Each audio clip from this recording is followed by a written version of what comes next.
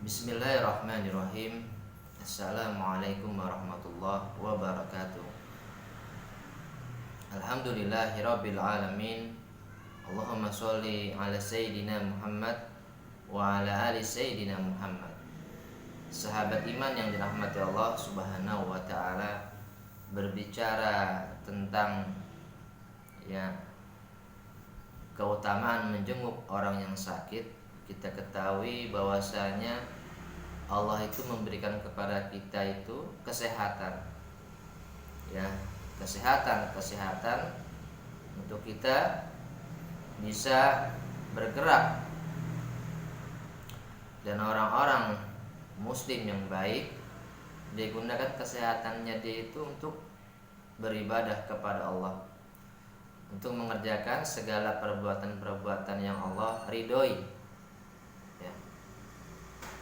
Akan tetapi ada juga orang-orang yang tidak bisa menggunakan kesehatannya itu, nikmat sehat itu, tidak digunakan di jalan-jalan yang kebaikan yang Allah ridhoi.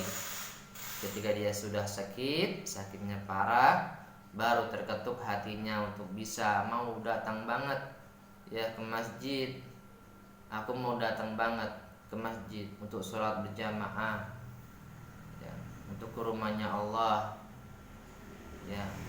Nah, ini jadinya dia menyesal.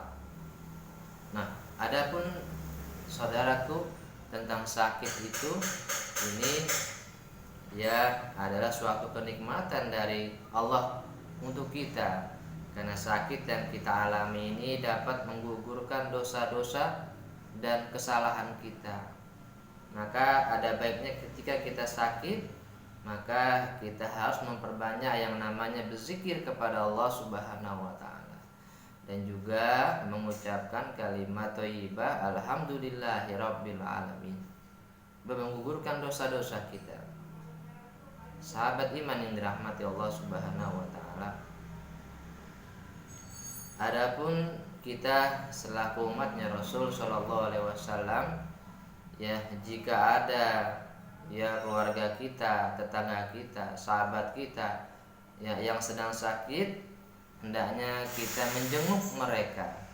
Karena menjenguk mereka itu memiliki keutamaan.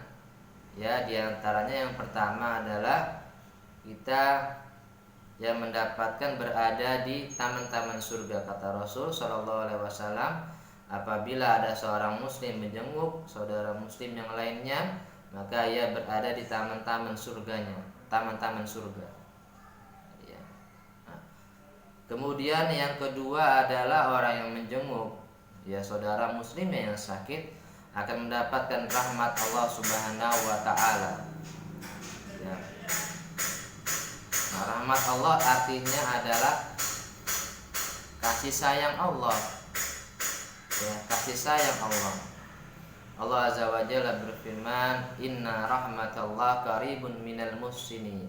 Sesungguhnya rahmatnya Allah itu amat dekat kepada orang-orang yang suka berbuat kebaikan. Nah, menjenguk saudara yang sakit ada sebuah kebaikan, maka mereka mendapatkan rahmat Allah Subhanahu wa taala. Kemudian yang ketiga, keutamaan menjenguk orang sakit adalah akan mendapatkan pahala yang besar dari Allah Subhanahu wa taala. Kata Rasul, sesungguhnya besarnya pahala sesuai dengan besarnya suatu ujian. Semakin besar ujiannya, kalau kita sabar, kita ridho, kita syukur, maka semakin besar pula pahala yang kita dapat. Kalau kita tidak ridho, tidak akan dapat pahalanya, tidak. Kemudian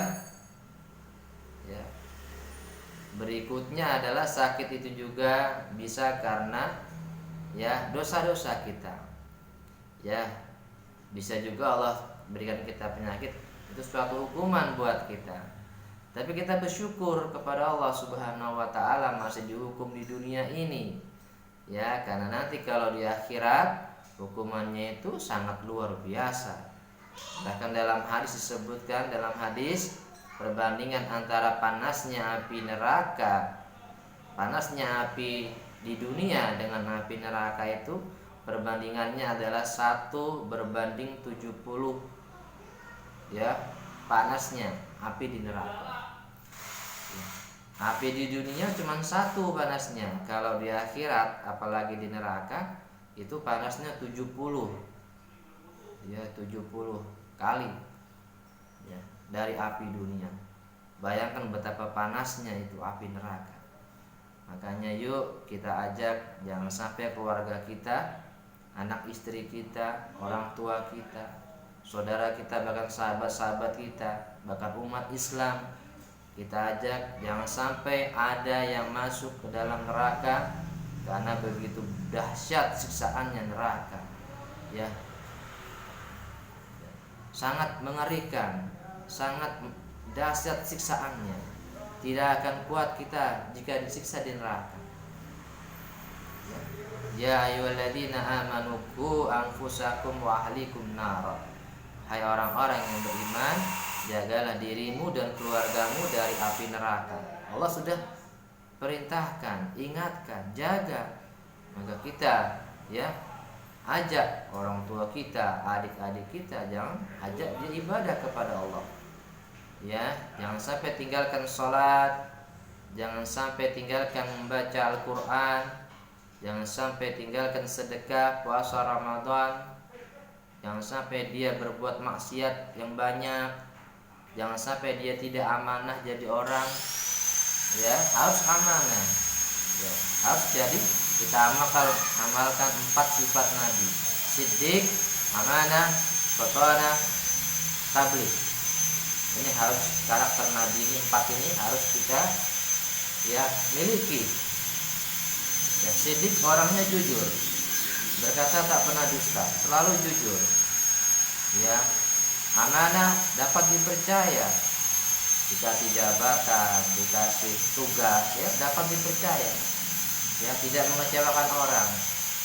Siddiq, amanah, fatonah, cerdas, berwawasan luas dan piawai Islam, dan tabligh, menyampaikan ajaran-ajaran agama Allah Subhanahu wa taala.